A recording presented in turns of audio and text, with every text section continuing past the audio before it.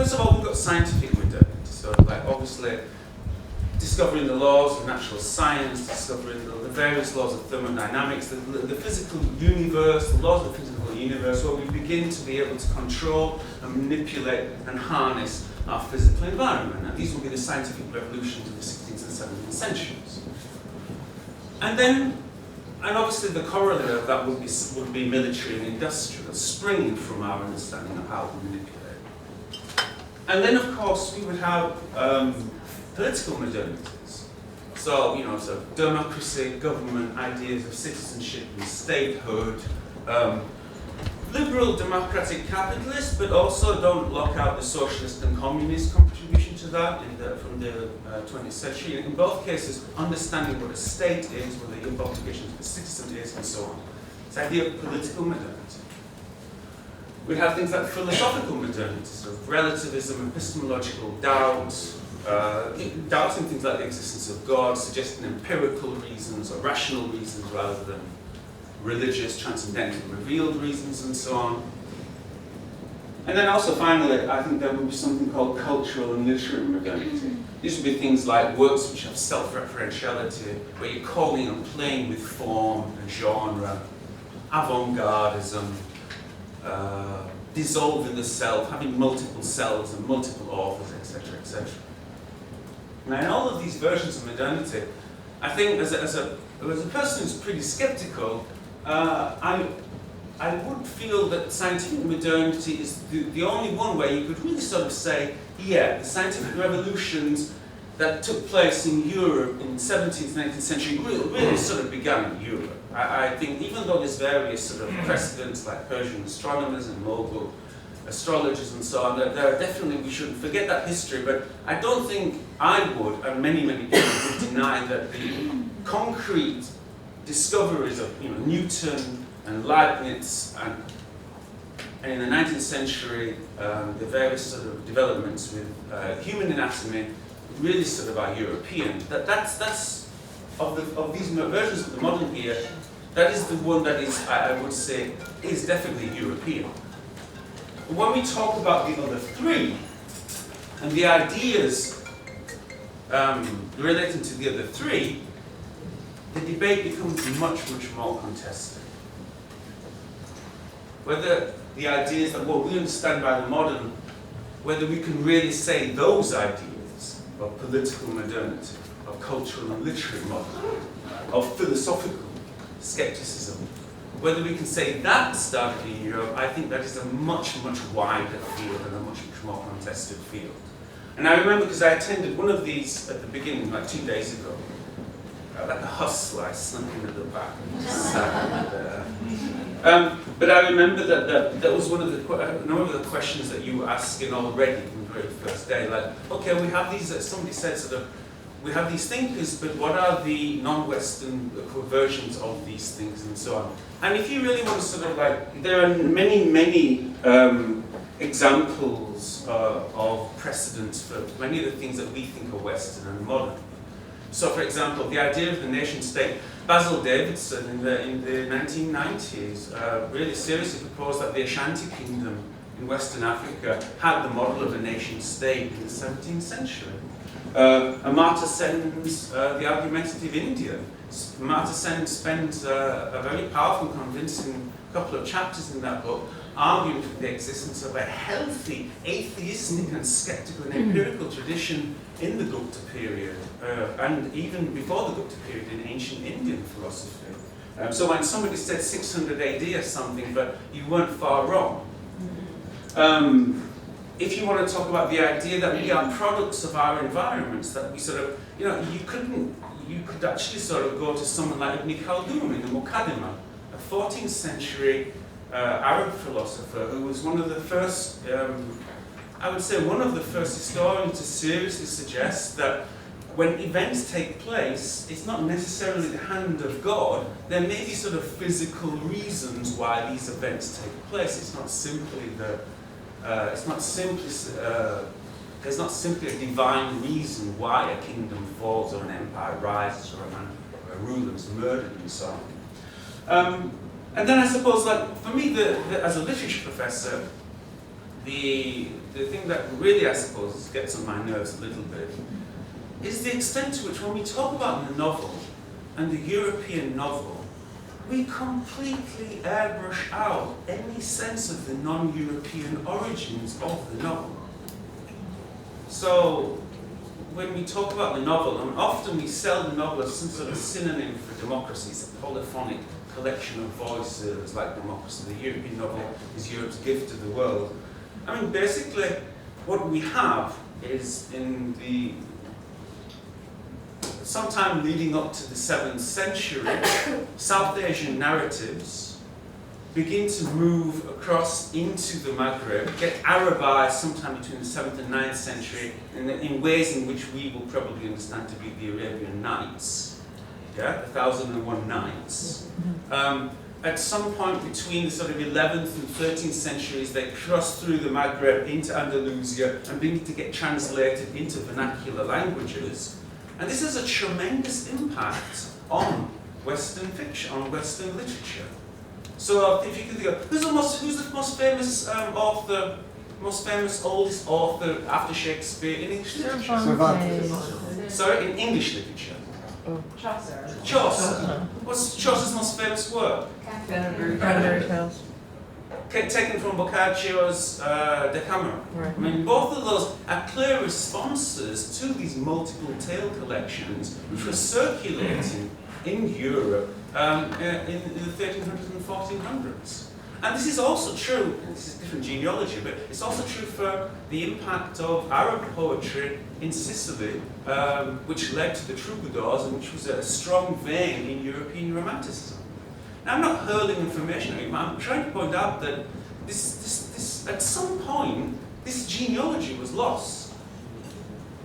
And it's even more important because in the German philological 18th century, people did know about this. This was not lost then. There were figures, Herder, Goethe, there were figures who were aware of this. But we have a slow and very steady amnesia going on over the 20th century about Europe. We're basically, like the Americans, we're kind of in love with ourselves. And we don't see beyond ourselves. We certainly see how the Americans are in love with themselves. But there's a tremendous historical amnesia going on. Because, you know, the Mediterranean is a sea with two coasts, right? Not one coast. It isn't that Europe just existed on one side, and we shared the same sea, and Muslims and Christians and Jews lived together and worked together and shared the same cultures and spoke the same languages for centuries. So, I mean, some of the frustration is coming that I feel about this is coming through, and hopefully will be coming through in some of the things I say about the Enlightenment. And then just one last thing, because I really want to get onto canon. I guess what we're getting closer to here as well, when we take a critical look perhaps at the Enlightenment, is that there's a massive debate within Enlightenment scholarship about what relationship there was between empire and enlightenment. Because the irony of ironies, particularly if you're a European, is that this wonderful blossom of Voltaire and Kant and this discovery of self-thinking, this tremendous belief in oneself and the discovery of rationality coincides with 2 centuries of genocide and empire and slavery. And what many Enlightenment scholars, there's a spectrum on this. So there are a few Enlightenment scholars who sort of like just lock down and say, these were events which went separate. They find sort of various moments where these certain scholars, certain thinkers like Kant sort of emphasize universal justice, and they try and sort of make a sort of defense. There's a more of a middle ground which says, yes, there was some collusion, but nevertheless, these basic figures like Kant and Hegel still insist on humanity. Yeah, these moments about the Negro and all these, like, it's regrettable, but we shouldn't let that. And then, of course, there are on the farthest end of the spectrum, there are people who said this isn't just incidental. Empire and enlightenment worked hand in hand. Race and enlightenment worked hand in hand. One fed the other. So there's a spectrum there, and I'm not saying you should sort of immediately jump into that, particularly in this day and age that I'm speaking today, right? I mean, we live in a very politicized age already. But I'm saying you should keep it on your radar, because these in contemporary scholarship, and I would say over the past 30, 40 years, these are issues which are constant. And Kant is one in question. So Kant, it was only 6 years ago that Kant's very empirical collection of anthropological observations, Physiognographie, physical geography, was actually translated into English, where he says, without demonizing Kant or dismissing him, he just says some pretty sort of basically, I think today in American English you'd probably call it inappropriate remarks about other cultures. I mean, frankly racist remarks. And it's interesting, more than anything else, without getting into debate about what we should think about Kant and whether he was challenged time and so on, it is interesting that when you think of Kant, like the secular prophet of the Enlightenment in many ways, and you think that it took 200 years to translate that into English. When I was writing my book, it wasn't in English, it got translated in 2012. It says a lot about the anxiety and unease that I think academia today has with some of the less savoury pronouncements that figures like Hegel and Kant had to say. So having said all that, I'm going to sort of like then talk a little bit about Kant, and basically with Kant, more than anything else, there was just 3 passages I'm going to look at to sort of illustrate something which is, and when I talk about Kant, I'm going to hop around. I'm going to talk about Leibniz as well, and I'm going to talk about Herder and Hegel as well, but I'll try and stay focused on Kant. But with Kant, when he talks about his project of philosophy, I think one of the things that you've got to keep in mind is that there's a tremendous emphasis on boundaries. Kant was dedicated to the delineation of, in German it's called the Grenze.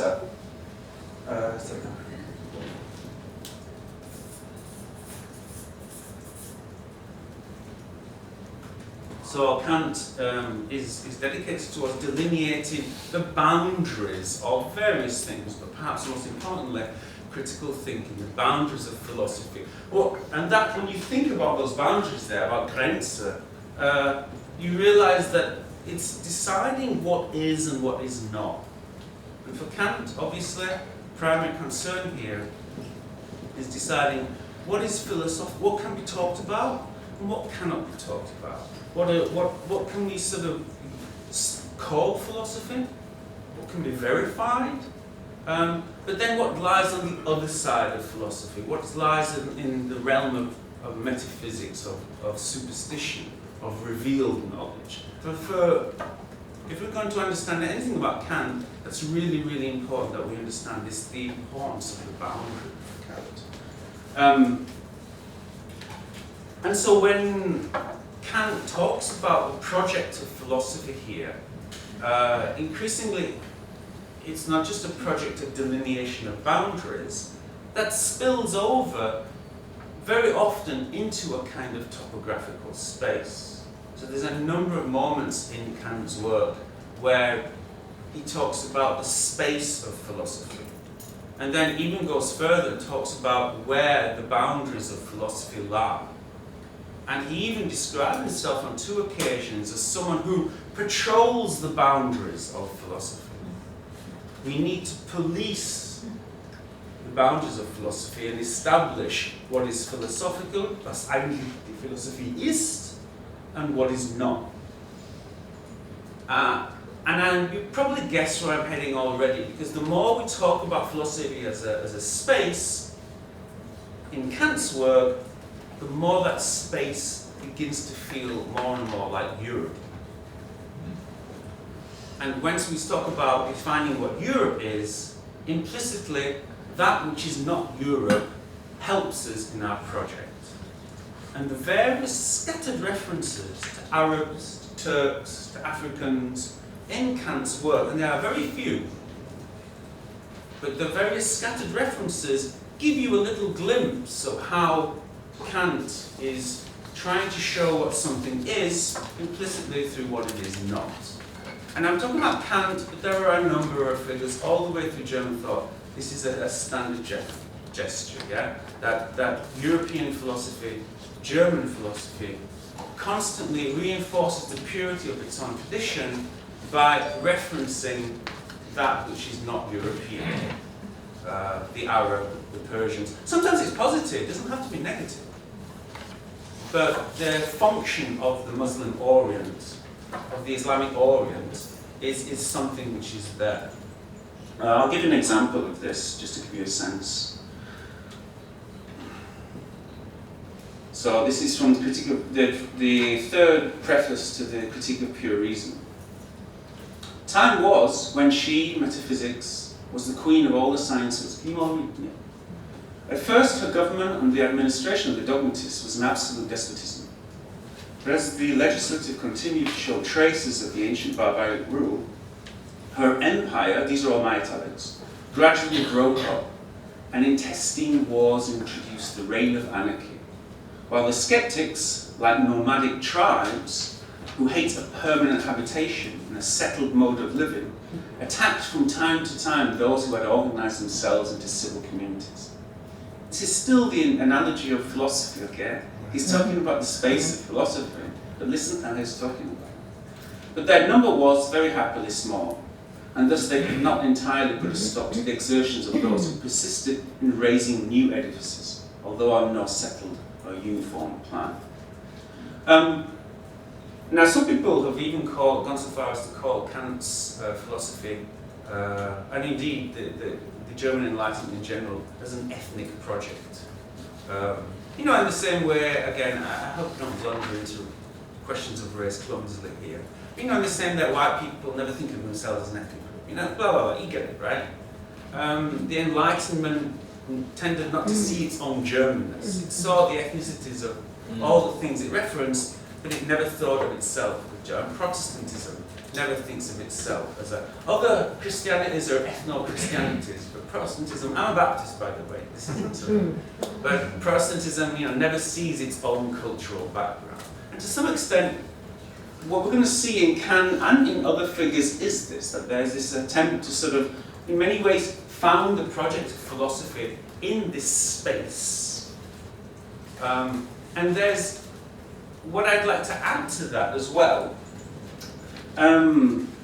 is that one of the things that Kant, when he talks about Arabs and Muslims, the few moments he does, he stresses repeatedly, is the pride of the Muslim, the pride of the Arab. And again, this is neither positive or negative. I mean, he's perfectly right if he wants to stress that, well, he's perfectly right. He stresses to the fact that from the various travelogues and that he's read, that Christians weren't allowed to ride on horseback in Saudi Arabia when they went there.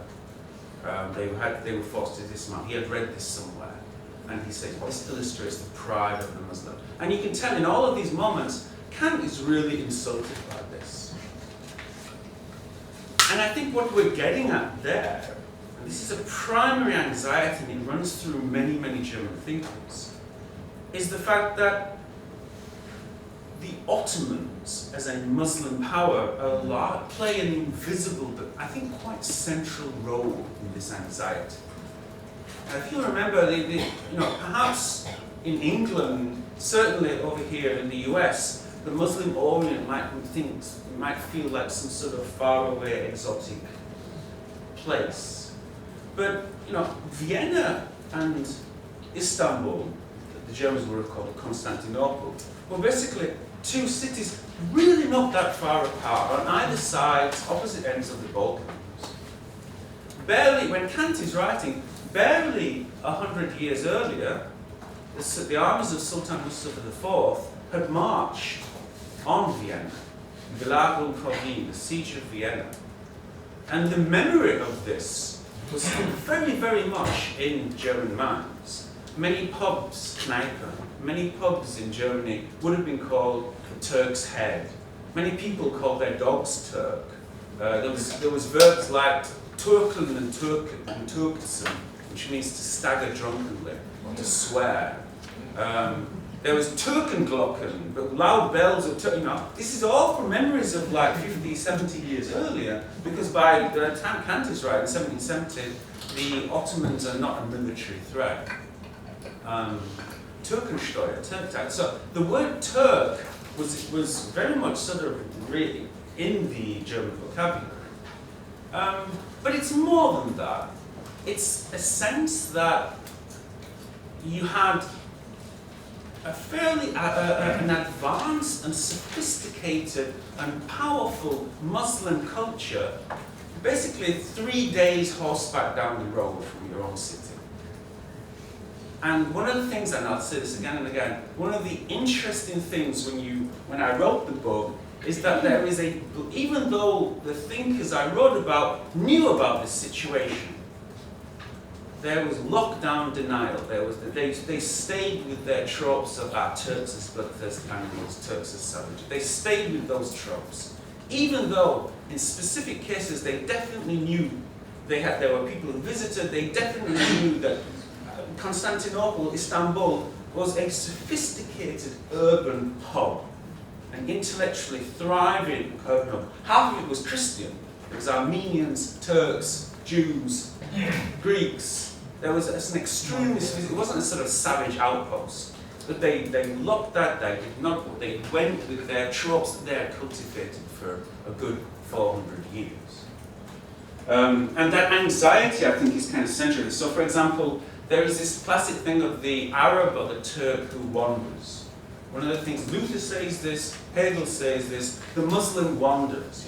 If the thing about the good European is that they stay in one place and they build, and they have their project, and then the Arabs wandered. They're shifty. You don't know what's going on. Why don't they just stay? This comes through again and again, and this idea of peregrination, this idea of errancy, is something which unseats and unsettles the German Enlightenment mind. And then another trait which Kant brings in, I never had time to show the examples, but another trait which both Kant and other thinkers bring in is the imagination of the Arab. This is a very, very common trait. The idea that the Muslim or the Arab or the Turk, and conflating them together because they were frequently conflated, but I will also point out, like, very moments they were very specifically kept apart, these categories. But the idea that the Muslim has this sort of Eingehitzer Bildungskraft, overheated imagination of the Arab, which, of course, when you look at the Enlightenment, the Romantic thinkers like Herder and Goethe, they actually praised this. Yeah, they saw this as a model. Yeah, so even within German, we're talking about like the good Arab versus the bad Arab, right? Even within German thought here, you have this profound disagreement on what is a powerful imagination a good thing or not. For Kant, it's clearly not. For Kant, the whole point, one of the reasons Kant is I don't want to put it out. I'm a believer myself, so I don't want to slander that. But I think he was a fairly reluctant Christian. But he was a Christian. I don't believe there's a school of Kantians who think that he was a closet atheist. I don't go with that. I think kind of. But Derrida actually shows. Derrida makes a nice observation. The French philosopher Derrida makes a nice observation that Kant's ethics are basically the kind of ethics you would try to put out if you didn't believe in a God. Why should we carry on behaving and treating other people humanely if there is no God? But anyway, that's another conversation. But for Kant, Islam would be an example of a failed rational religion, because it is not able to hold back its imagination, its passion, its enthusiasm, which in German is a very strange word. Enthusiasm in German is the same word as fanaticism. They call it Schwärmerei, and it comes from the word for swarm.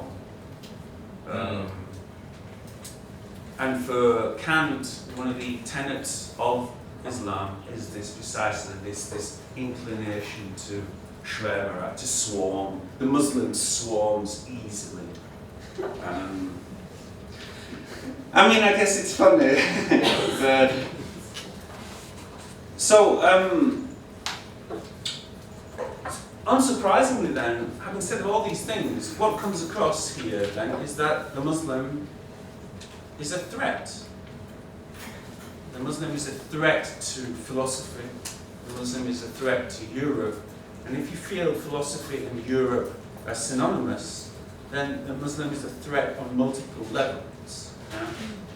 And you get this sense very much they're a threat, not just philosophically, but I think I find this quite interesting. They're a threat also in terms of politics.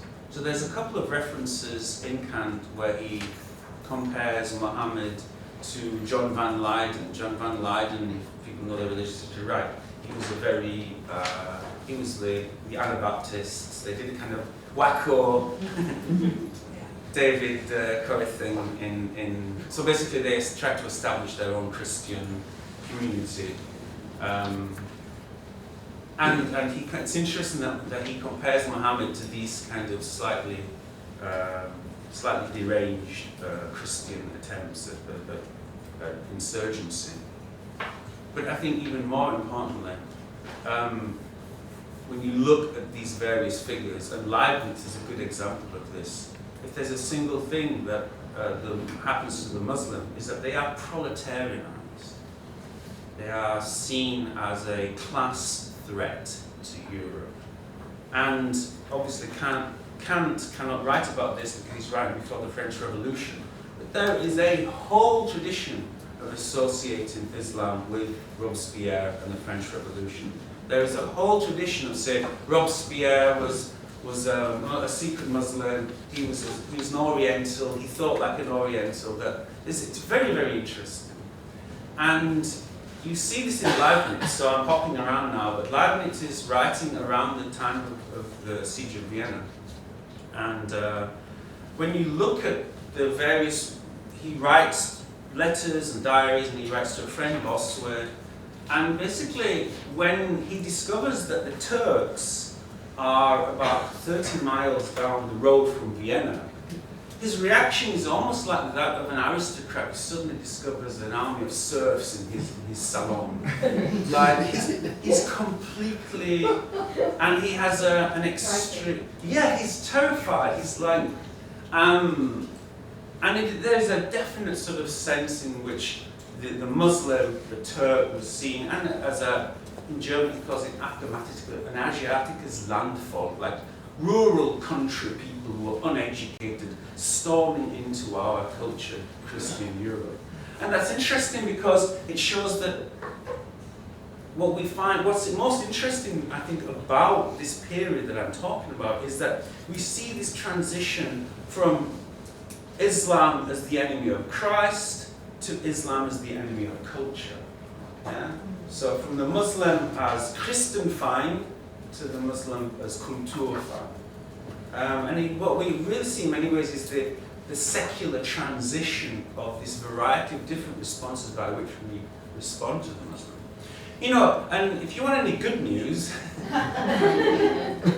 Leibniz, of these thinkers, that Leibniz is the only figure who actually changed his ideas about Muslims and Islam the more he read about them. So he didn't simply go with this kind of schizophrenic, compartmentalized, carried on with the same. But at the beginning, he's like a, again, I'm sorry to be political, but he's kind of like a John Bolton. Like he's writing letters to Louis XIV saying we should invade Egypt. Why are we fighting? Why are Christians fighting amongst themselves? He has a plan, the Egyptian plan, 1671. You know, the young Leibniz, when he talks about Islam, the Turks are animals, they're awful. Like, he really sort of has the worst language for them. And then, very interestingly, in the 1690s, Leibniz, and scholars here will know, starts to get interested in the Adamic language. There was a lot of interest in, like, what was the language of Eden? What was the Ursprache? What was the first language? And Leibniz starts, and because he was a genius, he starts reading and learning in as many languages as he can. And he writes to everyone he knows, who speaks a different language, saying, send me a copy of the Pater Noster, send me the copy of the Our Father. So he starts reading Arabic, he starts reading Persian, he gets in contact with a guy called Schwabenfeld in Leiden, and says, do the Arabs, do they write books? Send me any books you've got, Arabic or not. And he does. But it's an extremely lively exchange. And credit where credit's due, Leibniz is changed by this. Not a sea change, he doesn't sort of like convert to Islam or anything like that. But definitely from the 1703 onwards, in the last basically 15 years of his life, dies in 1715. From 1703 onwards, he has a much more moderate understanding and a treatment in his work on natural religion. Islam is brought in alongside Christianity as monotheisms which can work against sort of like dangerous polytheism and so on. Do you know what I mean? There's definitely a change in Leibniz. And I'm looking how much time I have. I will end very quickly with two examples of that. But I just wanted to say one other thing because of the presentation that's coming next.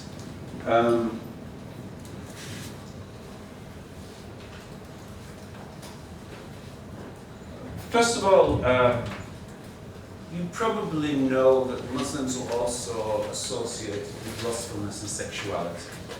Right? There's a constant association of the Orient with. I mean, this is partly because of there was a whole series of a steady series of tropes which were repeated about the harem, about polygamy in Islam. And I think in particular the idea of houris and the idea that sex will take place in paradise, that sex is promised in the afterlife. And so this again, for Kant, you see almost a sexual anxiety here about Islam. Yeah? Can you see how the Muslim is an anxiety at so many different levels here? Not just political, not just topographical, not just philosophical, but even sexual. There's this anxiety about Islam. And I'll just read a very brief extract here.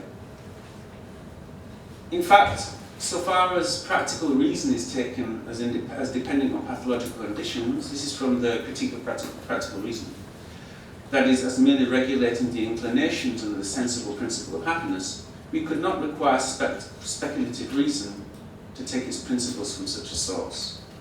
Muhammad's paradise, or the melting union, die schmelzende Vereinigung with the deity, of the theosophists and mystics, will press their monstrosities ungeheuer onto reason according to the taste of each, and one might as well have no reason as surrender in such fashion to all sorts of dreams. But I think here what is disturbing and interesting for Kant is not just the idea of sexuality, because if the whole point of the Enlightenment is for the body, for the mind to have control over the body, this is why Nietzsche called Kant cunning Christian. Yeah? For Nietzsche, the Enlightenment is simply a secular reworking of Christianity. For Nietzsche, the Enlightenment is simply another way of getting people to control our bodies. We no longer go to the priest to talk about our sins, we go to the doctor and the therapist to talk about the bad things we've done. But in both cases, we've got father issues. I think for what is particularly interesting for Kant is the crossing of boundaries here. The idea of paradisal sex for Kant is absolutely outre. Yeah? It's something which, even more than the idea of sex itself, the idea that that separation between the sacred and the profane, between the spirit and the body, well, the idea of transplanting that into paradise, I think, is what particularly offends Kant. More so than just the idea of houris and so on and so forth. And that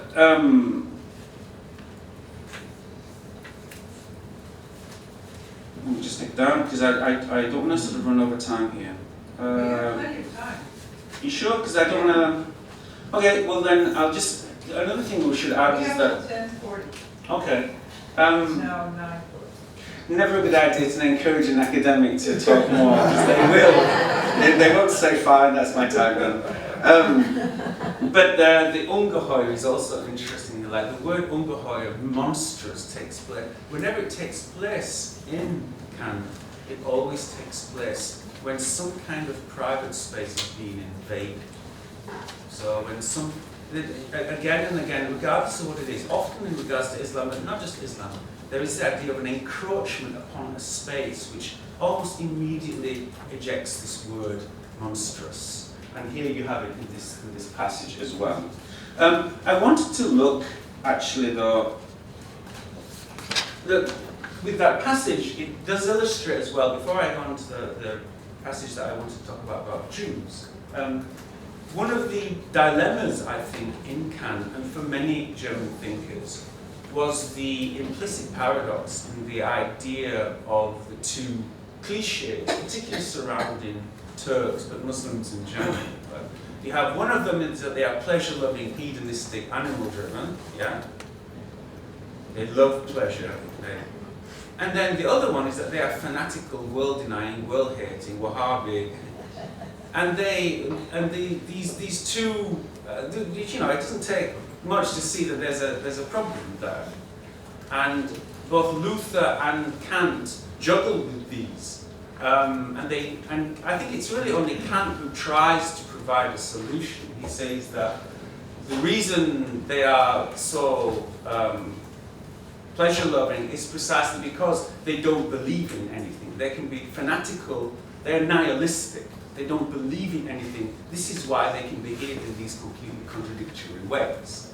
And remember, for Kant, that's crucial because for Kant, he's a rational Christian. The whole point, the ideal Christianity for Kant is a reflective decision. You are understanding, it's truly Protestant, yeah? You are understanding and reflecting on what you are doing. It's the opposite of someone like Pascal, you know? Pascal's wager. Remember Pascal, what does he say? If you want to believe a Christian, I completely agree with this, if you want to believe a Christian, just do the things. And the Christianity, he seriously says that, he doesn't say that whimsically, yeah? The act goes first, the belief will follow, says Pascal.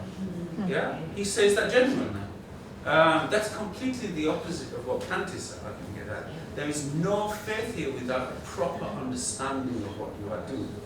So you can see why Kant found Islam particularly offensive, because for Kant preferred to stay with an idea of Muslims as unreflective, as people who carry out things because they are told to, because their body tells them to, but at no point did he really want to entertain the idea that Muslims were actually critically reflecting on these things themselves before doing them. And the problem he has here is that he goes through the Arkan al-Islam, the 5 pillars of Islam, but when he comes to the 5th one, which is zakat, which is tithing, it's the same, yeah, it's completely the same as Christianity. We have to give 10%, you get a better deal in Islam, you don't have to get 2.5%, but it's the same thing. And here, Kant really betrays his own philosophy. In order to get out of this complete similarity between the two, Kant says, but it doesn't count because I've heard that in Muslim countries and in Arab countries, they coerce you to do this. It doesn't come. So he relies on anthropology, something which otherwise he never does, but he becomes an empiricist for a page and explains why, you know, this is why this is unreflective, even though it looks like something we would do as well. So again, what you're seeing here in the German tradition are the various ways, not only in which German thought had to deal with the otherness of Islam, but far more dangerously, the ways in which they had to deal with the similarities of Islam, which is way worse, yeah? As long as your enemy is other, it's fine. You can paint your facades and your... But on the points where they really overlap, then some serious... And I think this is outside the Enlightenment, but if you look at Luther, Luther's response to this is to speak in two very, very different languages. So everyone knows that there's a completely boorish Luther that can be read. You know, he's got about 90 volumes of his work. If you ever go and see Luther's work, it's 46 volumes, but they're often in 2 parts. It's a huge amount of work. There's a boorish Luther who talks about Turk papist and Jew, Turk, papist and Jew, repeatedly, yeah? And very often it's a Tishrin, and very often it's sort of very popular addresses. But then if you look in his commentaries, there's an extremely sophisticated Luther who speaks in a very, very different way about Muslims, and is clearly intimately aware of some of even though he had to rely on some pretty unreliable sources, he is quite aware of the similarity between an Islamic monotheism and a Christian monotheism. So, I mean, so this disparity between a kind of populist reaction and actually a private, intimate understanding is quite interesting. Actually, there's a Muslim version of that. I always think of Ibn Hazm al-Cordova. Ibn Hazm al-Cordova was a Muslim living around the 11th, 12th century, grew up in the Jewish city of Granada. Ibn Hazm al-Cordova, but he grew up in a town called Granada, which was called the Medina al-Yahudi, the Jewish city. And he knew Hebrew. He argued with his Jewish neighbours on a daily basis. Yeah? I mean, he intimately knows it. And when he writes a polemical tract against Judaism, and he does, it's interesting because it's a polemical tract. It's frankly anti-Semitic as well, without using anachronisms. It is sort of like open. Like he says basically Judaism is an atheistic religion. It has no content. But it's intimately dialoguing with the Jewish Torah. And you can tell that the person who is embarking upon this has an intimate knowledge of Jewishness and Judaism. Even though they are delivering these polemical broadsides against the Jewish faith, they know exactly what they are talking about. It's not that they have no idea who Jewish people are, right? So I'm just saying it does run in both directions. And the example of Judaism here, perhaps, is in this one. Let's very quickly look at this, just to show how Muslims are Semitized, really, along with Jews. Yeah, Muslims and Jews are lumped together, and Kant offers an example of this. This is from Analytical of the Sublime. These are the observations on the aesthetic of the sublime. Perhaps the most sublime passage in the Jewish law is the commandment, "Thou shalt not make unto thee any graven image, or any likeness of anything that is in heaven or on earth, or under the earth," etc.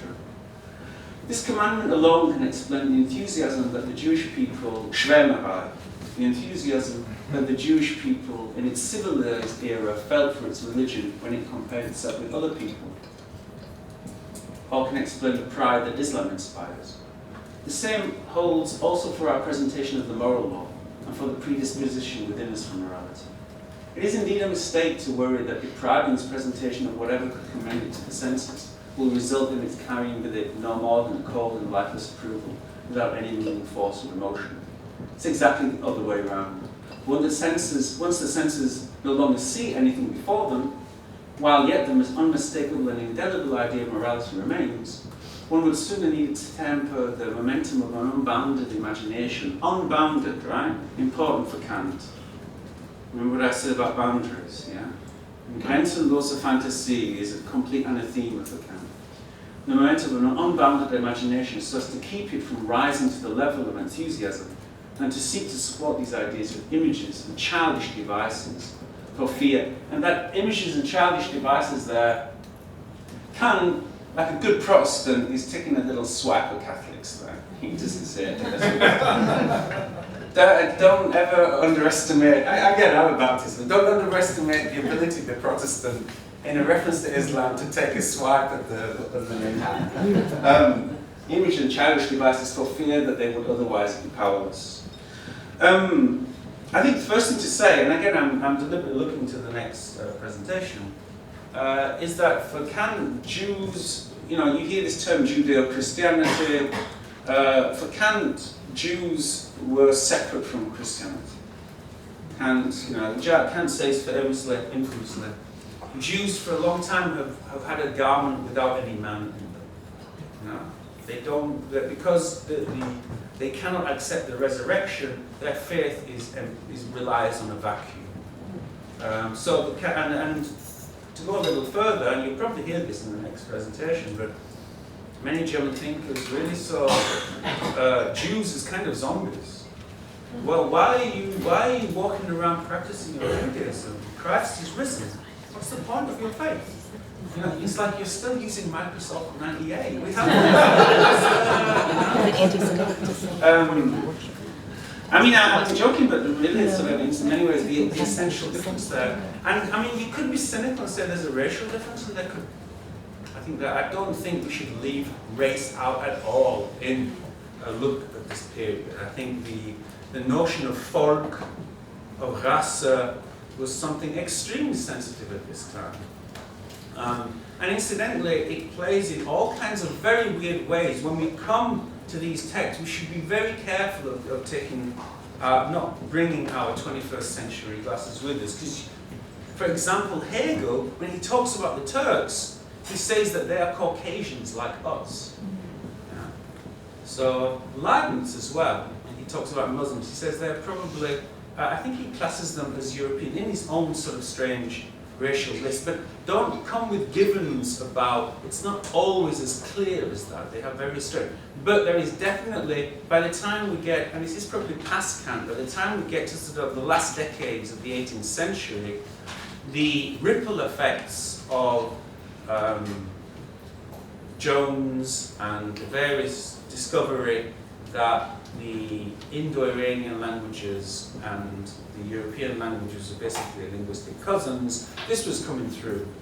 People were beginning to understand, however bizarre this may sound, that Icelandic and English and German are essentially distant cousins of Sanskrit and Urdu and Avestan. So that's William Jones, I think he's writing around the 1770s. 1786. Sorry? 1786. 1786, thank you. We have another hustler here at the back. And this is rippling through. This is rippling through. So this occurs, so when you look at, for example, Hegel, he goes easy on the Persians. You know? A number of German thinkers, yeah, of course they're Aryan brothers, right? They're not Arabs, anyway. I shouldn't sort of generalize, but there is this sense that there is an affinity in Goethe and Hegel for Persia, and I do feel that part of it is a little bit of racial affinity. I really do. But anyway, getting back to the Semitic, Jews here are placed alongside Muslims in this other slot. Now, obviously, that's not just that. I mean, there is the Bilderverbot, the prohibition of images, right? One thing which both Judaism and Islam have in common, obviously, is this prohibition of any representation of God. And that is what is drawn here. And for Kant, you'll see that the Christian response, would feel the perfect Christian response to that would be, which is to temper one's own desire to fill that space with an overheated, fantastical construct. Kant sees that the Muslim and the Jew are unable to do this because they are not in control of their own imaginations, because they are basically failed rational religions. They are not able to respond to the void in this way. And that's one of the reasons why Kant brings in this moment, which is very, very often repeated. It's probably one of Kant's most quoted moments. And I think probably finally, there's something about Jews and Muslims, the way in German thought they are seen as to, there's a kind of nothingness at the heart of Judaism and Islam for many German thinkers. So Schlegel called Islam a dead, empty monotheism. Luther said it's a hollow faith. There's this idea that there's something hollow at the heart of Islam. Unlike Christianity, which has content, which is full, which is overbrimming, overspilling, there's a hollowness, there's a facade to Islam. And I think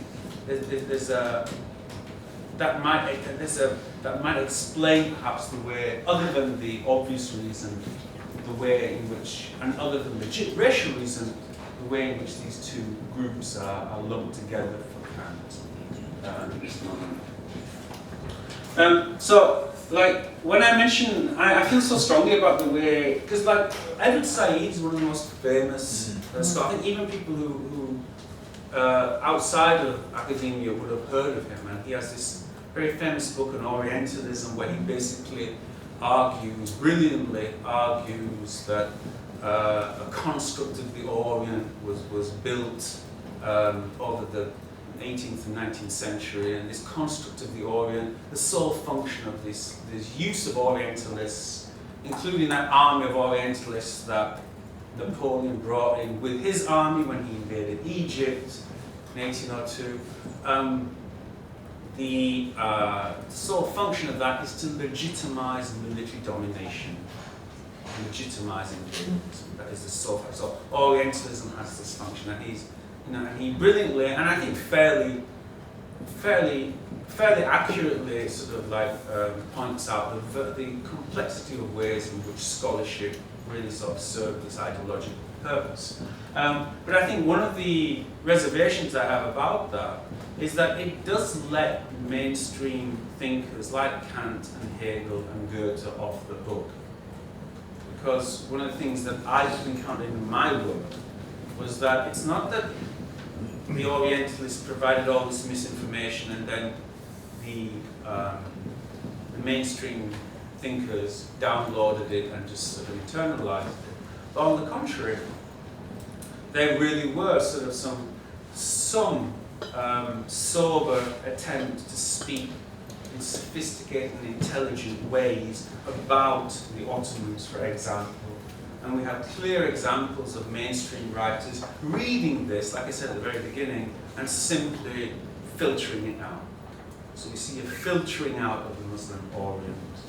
We take the bits that we want, that reinforce our own fantasies, but we block out the bits that jar with us, i.e., really intelligent, intellectual Muslims. We don't want to read about that. We don't want to know about that. We don't want to know about anything which was sort of dislodged or unsettled. And I think an example is Goethe. So Goethe has this love affair with Hafiz. It's a beautiful portrait. Probably one of the foremost figures in the early German 19th century. He responds to Hafiz is this Persian poet from the 14th, 15th century. He responds to Hafiz, and there's this very, very, one of the most famous poem sequences in German literature is the East-West Divan. And that's all well and good. You're waiting for a but is coming, okay? Mm-hmm. When he talks about his closest Muslim neighbors, the Turks, we get a very different, So the Persian, Arab poem is, it's beautiful, it's sublime. The moments when he talks about Turks are extremely, he calls them beasts, bloodthirsty animals, they're savages, they're a threat to our culture. I'm not blaming necessarily for this, because the response to the demonization of the Ottoman Empire is not an idealization, okay? The Ottomans were an imperialistic power. They were involved in putting down violently Christian insurrections. No one's pretending that. But I think for me, it's interesting that a guy called Heinrich von Dietz, German, Berlin, a Prussian businessman, spent 5 years living in Constantinople, Istanbul, between 1774 to 1778.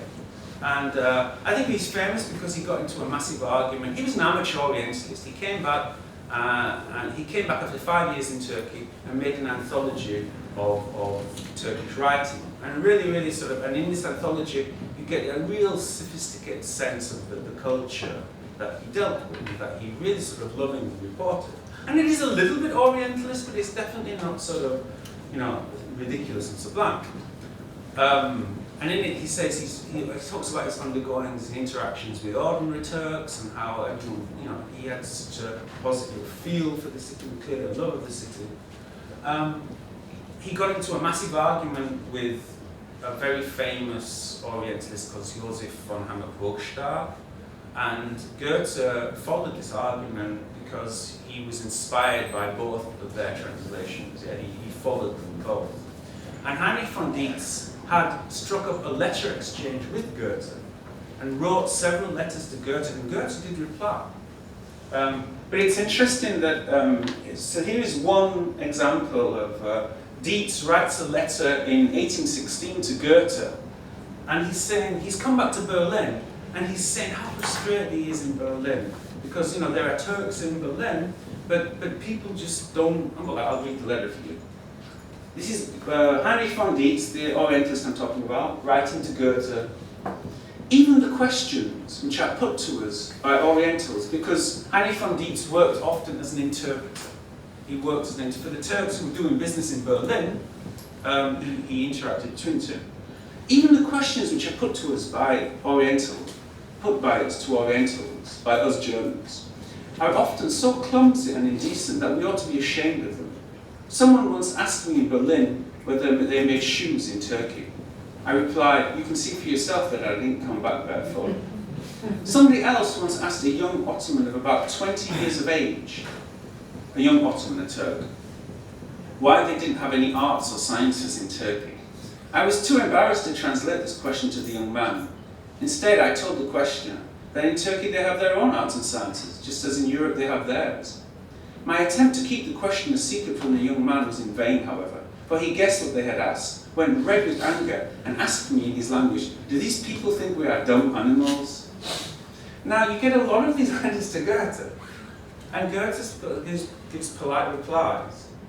But the sad thing is that Goethe went on 3 or 4 times to write about in different months about Turks, and it doesn't change his idea about Turks at all.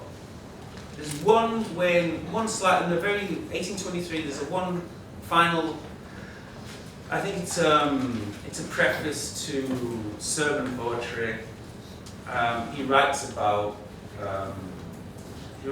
Istanbul, and he says the only way he's more or less understood now that Goethe has more or less understood that the Ottomans had this multicultural society, to use the anachronism.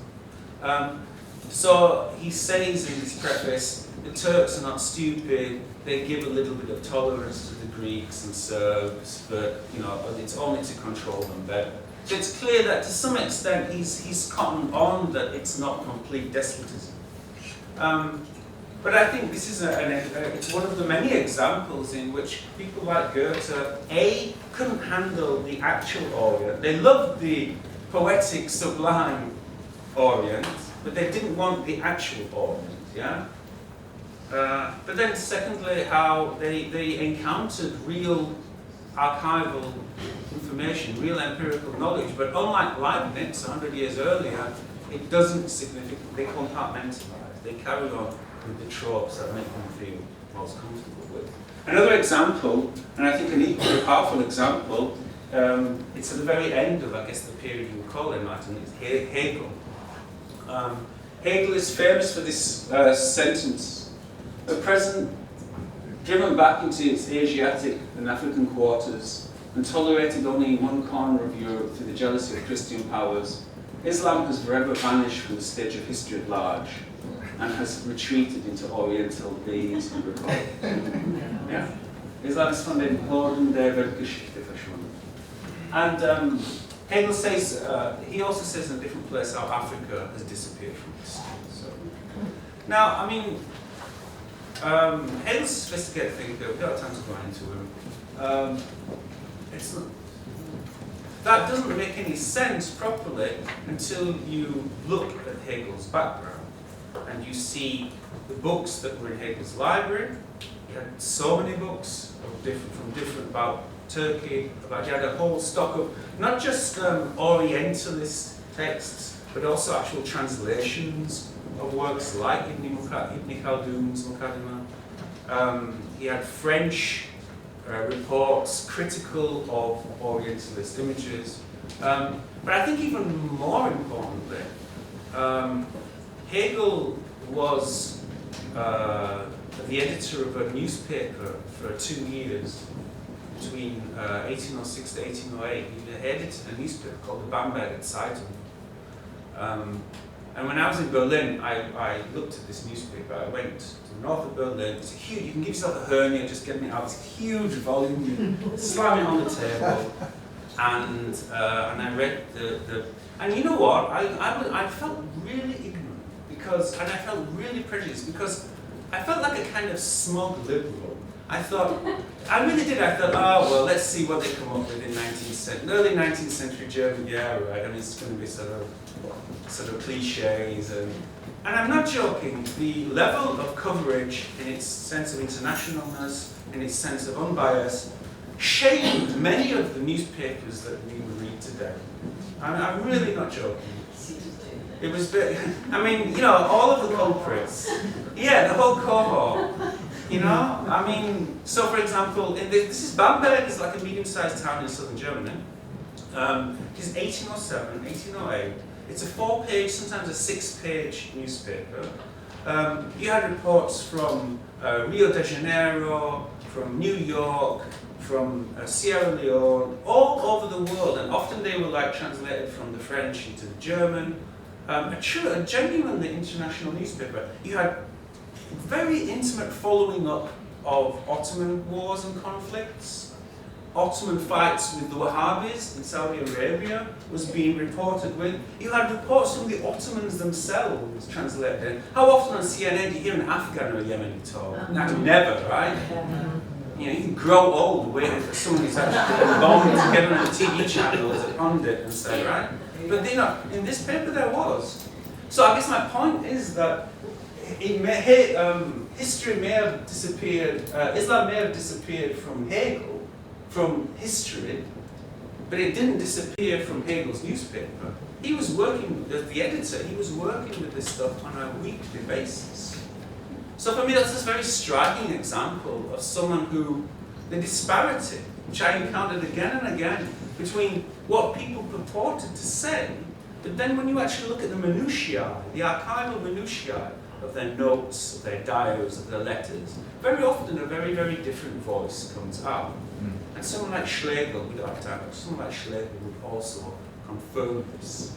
You know, Schlegel, who talks about, he basically at the very end of his life, he really talks about the Ottoman Islam and the Ottoman Empire as two kinds of Satanism.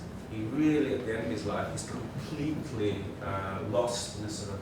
And this was someone who, 20 years earlier, had been reading philology, had been reading Persian poetry, had some very delicate and sensitive things to say about the Muslim world. So has Hegel grown old and narrowed his view between when he's doing the Bamberger Zeitung and writing this? No, because he was saying stuff like this in the 1815s as well, yeah. How do you I mean, definitely there is. decide this? I think sometimes there are biographical reasons, like obviously people change today, but in many cases that's not the case. And we have Bernard Lewis, Right. who's narrowed his view enormously. Right. Absolutely. Over the course of his career, you see his young career, his writings are, in touch with what's going on in the world, and later on becomes more caricature. No, and everyone has their Dostoevsky process, right? I'm not saying that we're not going to grow old and grumpy, and no, absolutely, I'm not saying that there's no biographical, but no, I mean, but some of these disparities are very close in year, and in some cases they're in the same text, like in Herder, in the same text, he talks about Arabs, he talks about Arabs as savages, but then, like 10 pages later, I think it's in the address there, he's talking about their sublimity. Are they savages or are they sublime? Or are they sublime savages? Like, can we at least... These aren't always necessarily contradictions. What I would like to say is that they are... I think that as human beings, we are senseless webs of beliefs and desires. We have a multiplicity of voices and a multiplicity of linguistic registers. The voice I'm using to talk to you now will not be the voice I used to talk to my wife or to my boss. Or we all have different personalities and registers. So I think that there is something about the way the 19th century self is compartmentalized. And the fact that Leibniz escapes this, again, this isn't sort of like a very scientific conclusion, but just from my own very limited research, says a great deal about perhaps that the romantic modern self is partly to blame for this. the fact that we are so easily able to accommodate these contradictions within us, maybe that says something more about the way we are structured as modern human beings, because Leibniz really is the only figure who changes when he encounters this. You were going to say something? Sure, question. How often are Turks identified as Arabs and Arabs as Turks or Persians, what have you? I was just thinking about what I read about the people of Mount Lebanon. When you go outside of that particular area, they're described as Lebanese, Syrians, and even Turks. And how much of that, blasting over real small identities into a larger picture of saying, well, they're all Arabs, they're all Turks. I mean, one of the things that I've had to talk to my students about is about, all Muslims aren't Arabs and all Arabs aren't Muslim. That's how to start the conversation so people will have a basic knowledge of what's going on. How much of that is... So my cynical reply to that would be that I think people will choose when they want to, if they want to get suddenly context sensitive and it serves them, they will choose when it brings. So for Goethe, who didn't like the Ottoman Empire, but was responding passionately to Persian and Arab poetry, Turks are kind of in a separate box from the Persians and Arabs. So you have this sort of, I think that there is some things which are, if you like, will give us a kidney stone that we won't be able to process properly. We don't tend to eat. Yeah, and I really feel that's the case here. That race, culture, politics plays into exactly how you talk about Muslims. What's happening in Germany, in Berlin? I go often to Berlin. I've got friends that I used to live there, and what they told me, a Turkish-German friend who's a social worker told me, is that because of the past 10 years under the present fairly right-leaning centrist government they have, the CDU, they stopped saying Turkish or Kurdish, Turkish and Kurdish and Jugend. The mainstream media has started increasingly saying Muslimische youth, Muslim youth. And the interesting thing is that talking to Kurdish and Turkish friends, they say that the minorities, even though they are beginning, some of the minorities are replicating that. If they're going to lump us together, then let's lump ourselves together. Yeah. Again, an example of, if you go to Nigeria, everybody has a particular linguistic grouping, what have you. And then when they go to Ghana, they're all Nigerians, and then when they go to London or come to New York, they're Africans. And you sort of lose all that. And then all of a sudden, hey, we're all Asians, we're all, subcontinent Asians, et cetera, et cetera. And you just lose that identity, that particular identity that you had in your home. I mean, I guess, again, just to make, I guess that's one of the reservations I have about identity politics. My politics are left. I openly, I'm a socialist.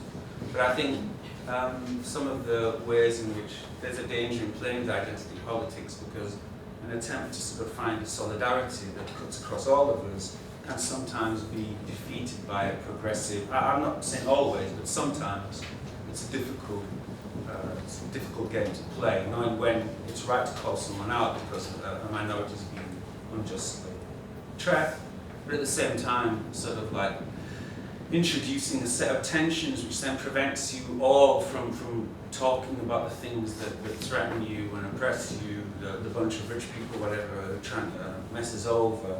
That's one of the reservations I have about identity.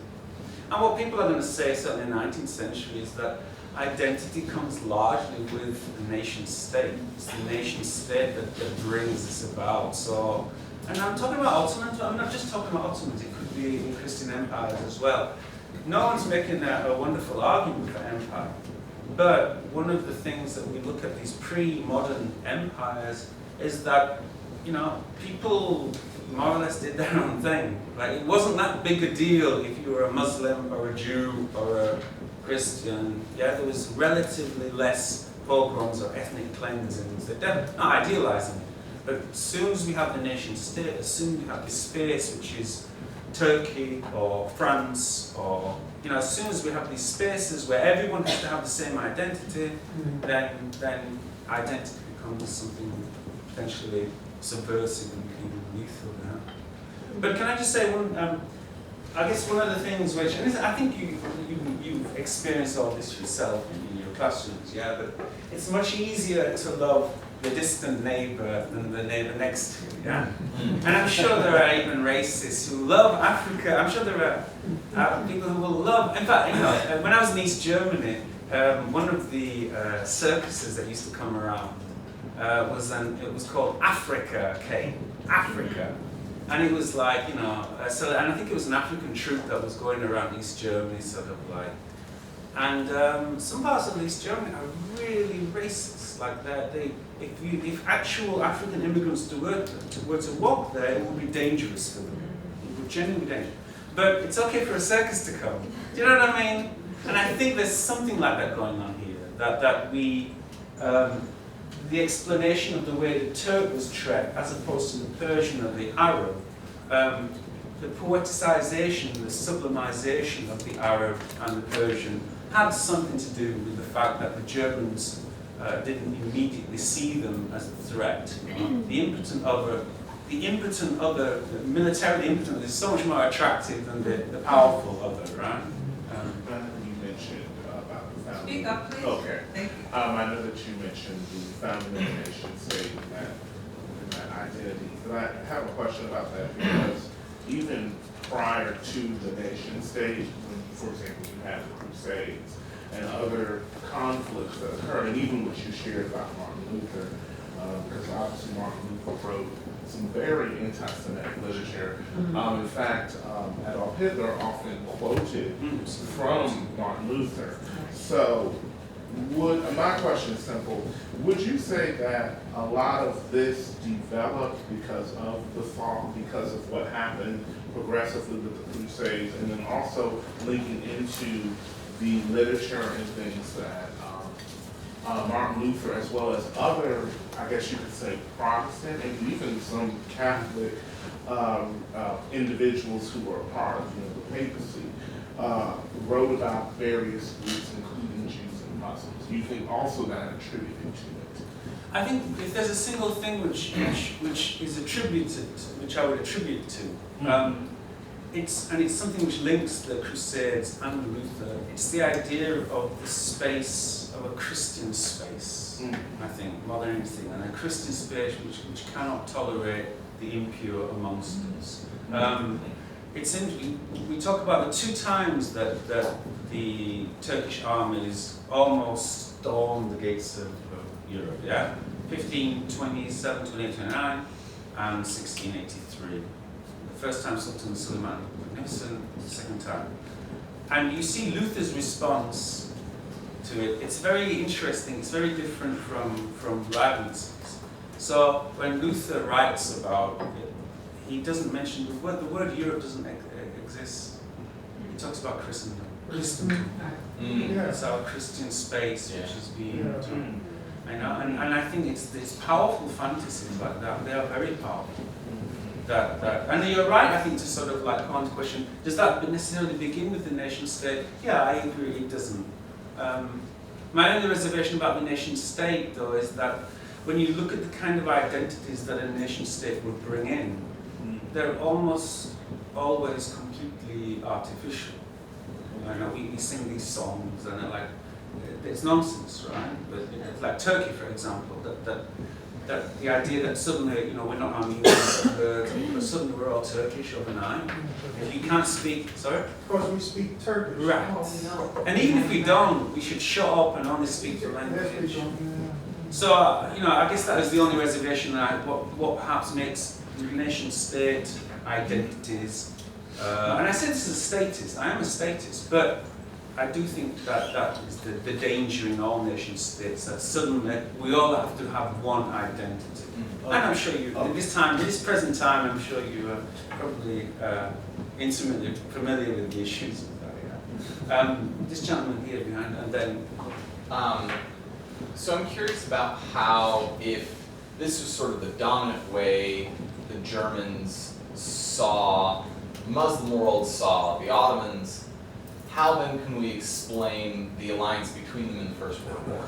How do we get from this place of are either too emotional and fantastical to, I mean, at that point you think, could they be serious allies, or perhaps they're incompetent in case why would be allies with them? So how are we getting to... Great question. And like, the only reason I don't have time to put the whole book, but because we've only got a small amount of time, but yeah, there is a whole, one interesting is there's a whole genre of people who, excuse my language, are so pissed off with Germany or Europe that they embrace the other. At the very end of this is Nietzsche. Nietzsche is probably the most extraordinary example of someone who says at the end of the Antichrist, peace and friendship with Islam, water the knife and Rome. But Heinrich Heine is saying, 100 years, 70 years earlier, is saying Persians, there's only 3 educated peoples in the world.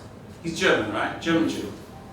There's only 3 educated peoples in the world: the Persians, the Chinese, and the French.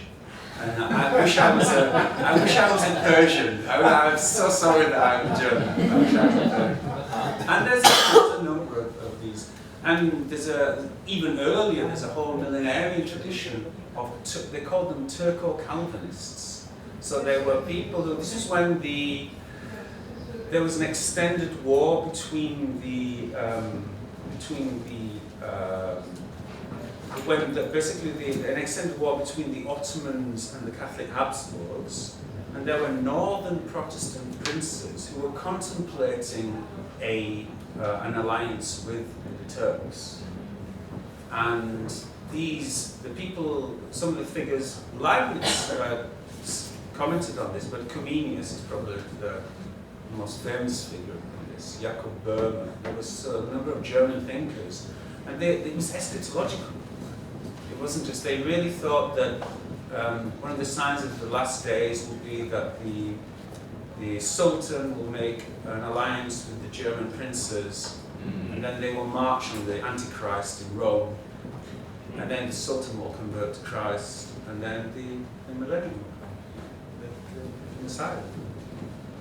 So that was definitely there as well. But that's an eschatological version of it. But there were other ones as well. People who were frustrated with their own culture, in the case of Germany, would positively reference Turks and would, in moments, positively reference the Muslim origin.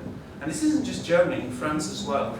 So you had in a lot of French travelogues, they would go in the 17th century. They would visit the Ottoman Empire, and they would come back and they would say, "Look at how lazy and slow our military is. Over there they march and da da da." Like they would have a whole string of. So these sympathies are there, and that's one of the things I'm trying to say in the book is that they are definitely latent in society.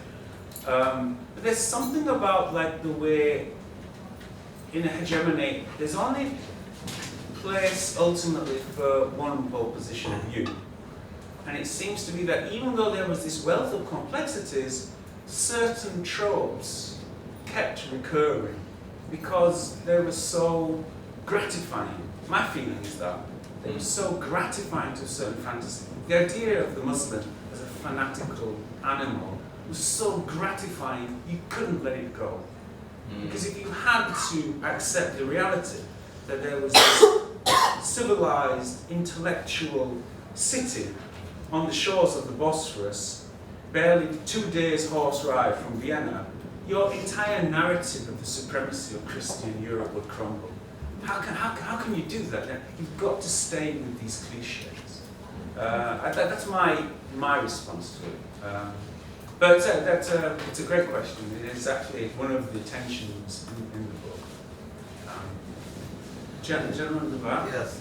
So, to what extent would you say that the German Islamophobia of Kant's time was a sort of a post-traumatic stress reaction to the siege of Vienna, and to what extent was it just a continuation of this narrative about Christendom? Right. I mean, I certainly feel that we shouldn't let, yeah, like I said before, I absolutely wouldn't sort of glamorize or gloss over the fact that the Ottomans were, like the Habsburgs, like every military, they could be a brutal and a violent empire. I don't think they were any more brutal or violent than any others. They skinned people alive like the Habsburgs did. Like they did everything, all the Game of Thrones stuff. Everyone did that. So that's my, it's not. So I guess it's like, even though that is the case, by the time we get to the second half of the 18th century, we have a situation in which German lands, I would say, are almost completely unthreatened by Ottoman rule. So it's this constant harping, and as a Brit to an American, we both know that our Dunkirks, our 9/11s, we take our moments and we build anything we feel about ourselves on the very last moment we suffered. And the problem with that is that it does reduce our capacity to see what we're doing to other people. But I do think that earlier on, the traumatic memory of being attacked by a major force, it shouldn't be underestimated. It shouldn't be. There definitely is. There definitely was, in the time of Leibniz, good reason to feel concern for an approaching Muslim army, which is not necessarily prejudice, right? Having said that, another important thing to say is that the so-called Muslim army, which marched on Vienna in 1683, half of that army was Christian, right? Half of them army were angry Hungarian Calvinists who couldn't stand their Catholic dominant, So there's a great deal of fantasy around that. And my wife wants to live in Vienna. And I want to live in Berlin, so there's a marital tension at the heart. But we lived in Vienna 3 months, and at the moment at least, just to make this right up to date, Austria is not good for historical revisionism in general, right? To put it. Right. So I was kind of surprised at the extent to which the Turkenjahr, the year of the Turk, is still there and present in 1683. You can sort of get over it after 200 years, right?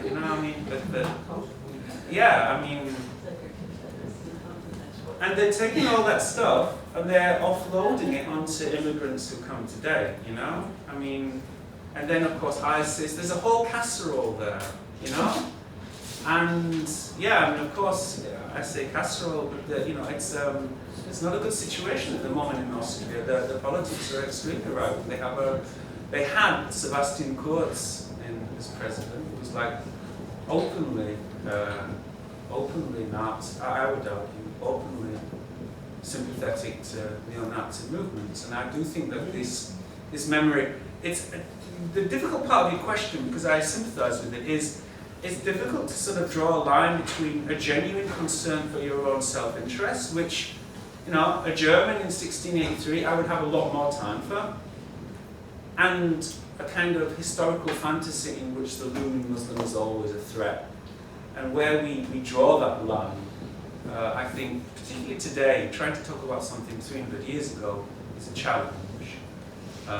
But definitely, very much so in the common imagination of the early 18th century, that was still very much alive. The memory of the Turks was still very, very much alive. So, I have a million questions, but one of them going out of what you've been talking about, this sort of triangulation between Judaism, Christianity, or Judaism, Islam, and Christianity, especially in the context of the Protestant Catholic conflict. There seems to be a lot of projection going on and sort of mirroring, and I'm asking about sort of the insecurity that might lie at the foundation of that, and it has a long heritage too, with the response to to Islam in Spain and elsewhere, and then it magnifies itself in weird ways into the 19th century and hello today. We're still grappling somehow with that, and we have people who are concerned about the United States as a Christian nation, vis-a-vis all those guys. But I just wanted you to maybe address this sort of insecurity, that why one has to project these insecurities on these others with and without sufficient knowledge. And I mean, that is again, it's a great point, because we're talking about we're talking about a Europe, about a Germany, obviously. Germany is the heart of the Reformation, right? Wittenberg, which, you know, 1648, the 30 Years' War, it was an absolutely abysmal war for Germany. It was the 30 Years' War. For 30 years, it's almost like Syria. Like you have constant military action, foreign armies on your soil for 30 years. Leibniz was born in the very last year of it. And the British historian A.J.P. Taylor famously argued, I don't know how true this is to be honest, but he famously argued that one of the reasons Germans are so into system and order is precisely because of the 30 Years' War. That they never wanted that experience of chaos again. And that bitter experience of sectarian strife, and in a country like Germany, I'm saying country like Germany because obviously there's no country of Germany before 1878, they're just German states, but in a space like Germany where you had the Protestant and Christian states next to one another, that fed completely into the relationship to Islam. Much more so than the relationship to Judaism, how they related to Islam. Whether they made the decision to say, and Luther says this, like, the Catholics so bad because of X, even the Turk doesn't do this. Even the Turk, even this is like a standard trope. So whether they made the decision to favourably or unfavourably, either favourably compare Islam with their opposing Christian denomination, or whether they made the decision to lump, no, they're just like Turks, they're just, that is a crucial factor in this. And it does explain the schizophrenia, or certainly the strange display of different views. And a person I haven't mentioned here, and I think is Herder, Johann Gottfried Herder. And it's sad because Herder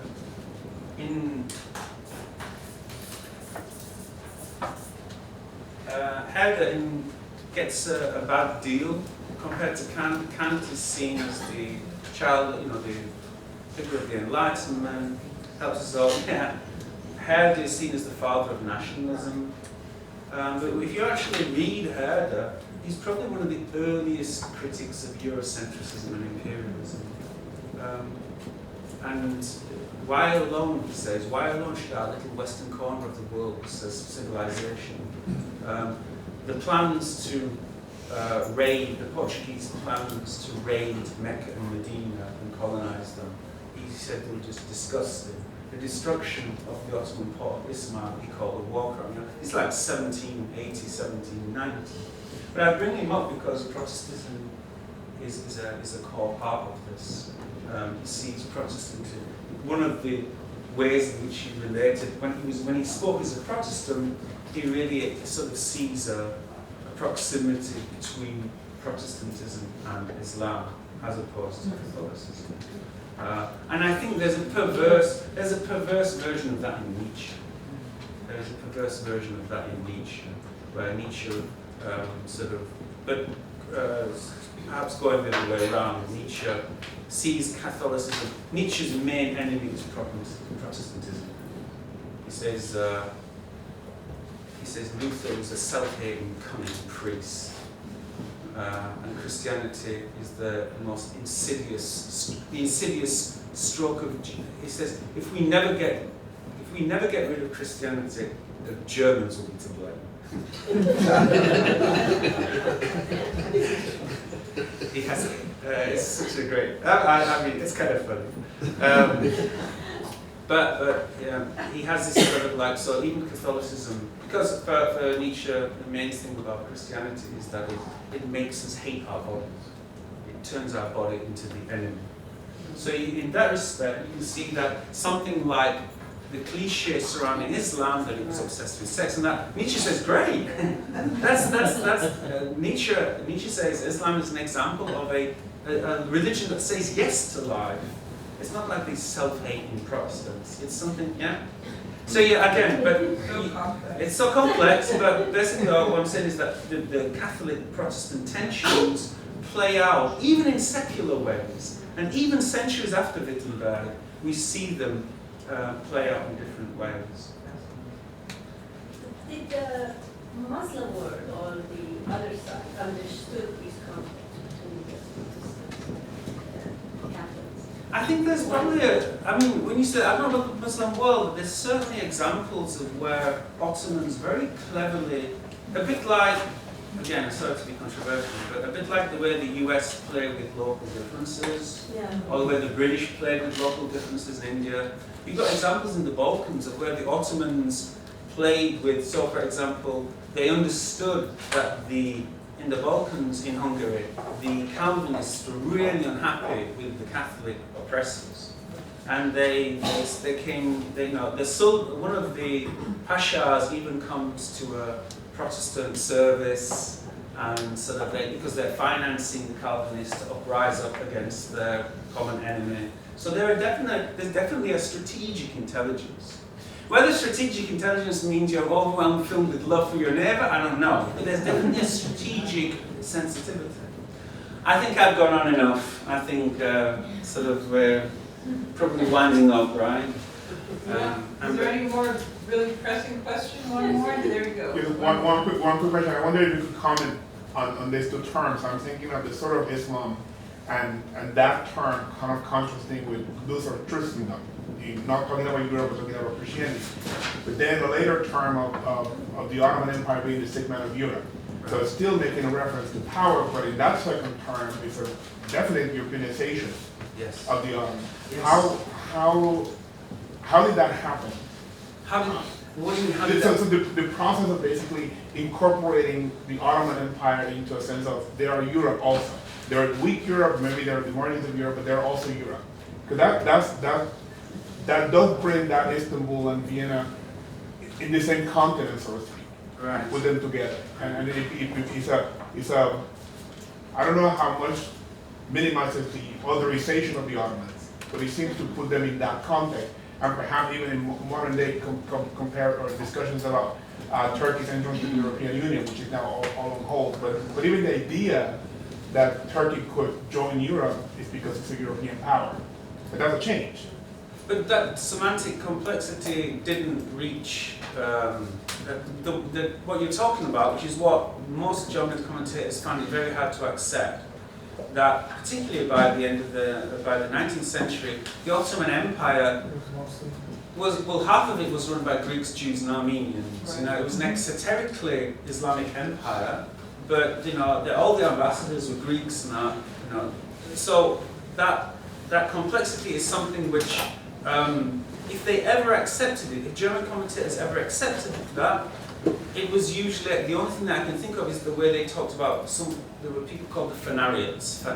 They were the Greeks who lived in Fener, in Istanbul, and they were very often the negotiators, the ambassadors, the courtiers to the Pasha, to the Sultan. And these were, by Goethe and by others, were despised because they were seen as Christians and just the dogs of the Turks, right? But that was as far as it could go. Yeah, they couldn't get beyond that and address the possibility that so one of the consequences of Christianizing Europe is that you Islamize non-Europe. Yeah, if you insist on the Christian fantasy of a Christian Europe, which is a fantasy, then it denies centuries of Muslims living in Spain, in the Ukraine, in Sicily, and so on and so forth. The consequence of that is that you decide that there's something called the Muslim world, which has only ever had Muslims. So there is a kind of complicit conservatism on both sides there. And even today in Qatar, when I teach my Qatari students, who are great kids, But when I say, I was amazed at this when I said that there were Arab Christians. They were like, what? Sorry. they don't get it. You've got tens of millions, all these Christians in the world are Arab. Yeah? Tens of millions of Christians, Arab Christians, Lebanese, and so on. Is that Arab Christians, like, you know, it works both ways, right? The more we reinforce these identities, the more we perversely reinforce these others. That's schooling. That's why, you know, we're just scribbling footnotes. You know, you're trying to deal with these issues is it's crucial in what you do. So these folks are those world history teachers, humanities, literature, some of them waiting for a coffee break. Yeah, so these are the folks that work in the trenches, and they have more time than a semester course. Where some of the schools have 2-year world history, or they have a to 1500 or something in the reading period, and then AP world history, which just cut its feet off. Probably more, but in any case. Well, you can go through Susan. You can, if you need any sort of ideas or titles or anything, you can contact Susan, and I'll be happy to. Right. Well, we're also doing we're hoping to do with this group some curriculum development from this particular institute, in ways to put some of these things and these perspectives into the classroom. Because otherwise, you know, the Enlightenment is like, ta-da, and we need to complexify it. Yeah, you've got your work cut out. I mean, if even the professors can't do this stuff, you know, the teachers try. Yeah. In a week or something, or even a week, folks. I mean, if you can sort of like just communicate the fact that people don't necessarily agree with this, I think that would be a start. You know, that like, you know, no one's asking you to throw away anything or anything. Just there is a debate about this. You know, these aren't givens. You know, I'm telling you, kids in the classroom, that you know you have to look at these things for yourselves. And that's for me the gut feeling that I have. Some of those passages would be lovely to identify where the same passages and contradictions that you don't have to pull out, because in essence what we do is take the scholarship and break it into bite-sized pieces that we can insert into the very crowded curriculum to do those works. Thank you so much.